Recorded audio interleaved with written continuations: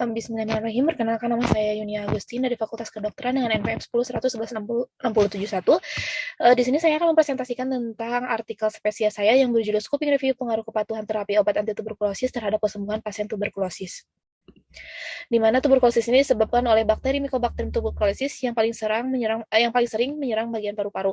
Faktor risikonya itu bisa pejamu, penyebab, dan juga lingkungan. Di mana menurut WHO pada tahun 2012 sekitar 8,6 juta kasus 8,3 sampai 9 juta diperkirakan terjadi, sedangkan pada tahun 2016 terjadi 8,12 juta dan terdapat pada 5 negara, salah satunya negara Indonesia yang masuk rating ketiga. Jumlah kasus TB di Indonesia itu sebanyak 420.994 kasus pada tahun 2017 dan di Jawa Barat itu terdapat pada tahun 2016 sebanyak 57.247 kasus.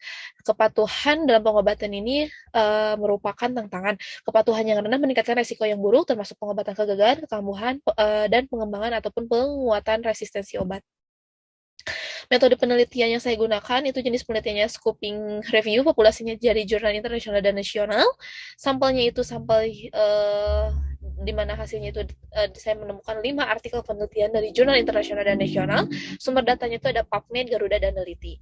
Untuk diagram prismanya itu di mana dari PubMed saya pertamanya mendapatkan 139, Garuda 8, dan Neliti 3. Setelah di screening menurut kriteria inklusi, menurut tahun full stack dan observational cohort berbahasa Inggris Indonesia terdapat 116, dari Garuda 5, PubMed 105, Neliti 3. Study eligible atau kesesuaiannya itu sesuai kriteria eksklusi itu terdapat 5 dari Garuda 5, dari Garuda 0, PubMed 5, dan Neliti 0. Di mana setelah itu dicek lagi oleh critical appraisal, di mana artikel yang eligible itu terdapat 5.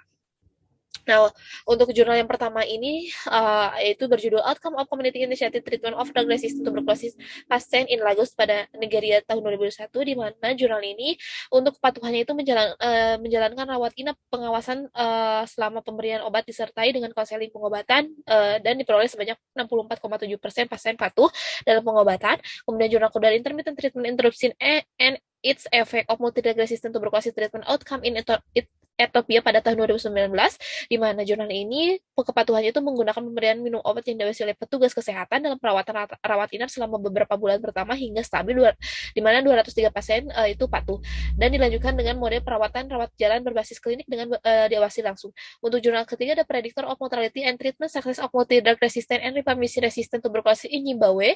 Pada jurnal tersebut, untuk pengobatannya itu menggunakan pemantauan pasien yang konsisten oleh petugas kesehatan dan juga menggunakan dos selama pengobatan dengan hasil pasien yang mencapai sembuh sebanyak 365 atau 77,2%. Untuk jurnal keempat ada Prevalence Predictor and Successful Treatment Outcome of Expert and TB RIV Identified Rifampicin Resistant Tuberculosis in Post Conflict Eastern Democratic Republic of the Congo pada tahun 2012-2017, di mana penelitian pada jurnal ini dia itu mengutamakan pengobatan pasiennya itu dan pengawasan perawatan keluarga, dos, dan tingkat keberhasilannya itu yang tertinggi dari penelitian yang lain. Kesembuhannya itu dalam 6-8 bulan mencapai sembuh 87% dari 1.500 pasien. Untuk jurnal kelima ada Prevalence and Factor Associated with Non-Adherence to Multi-Drug Resistant Tuberculosis MDR-TB Treatment at Mulago National Referral Hospital, Kampala, Uganda tahun 2021, di mana jurnal ini mengutamakan pengawasan minum obat oleh petugas dan konseling pada setiap pasien. Sekitar 210 pasien itu patuh.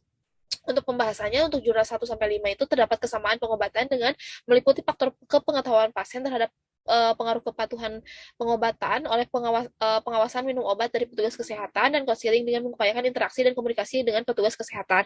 Untuk jurnal kedua, faktor motivasi pasien berperan penting dalam pengobatan berlangsung dengan perawatan inap dan fase lanjutan pengobatan akibat interupsi pengobatan sebelumnya.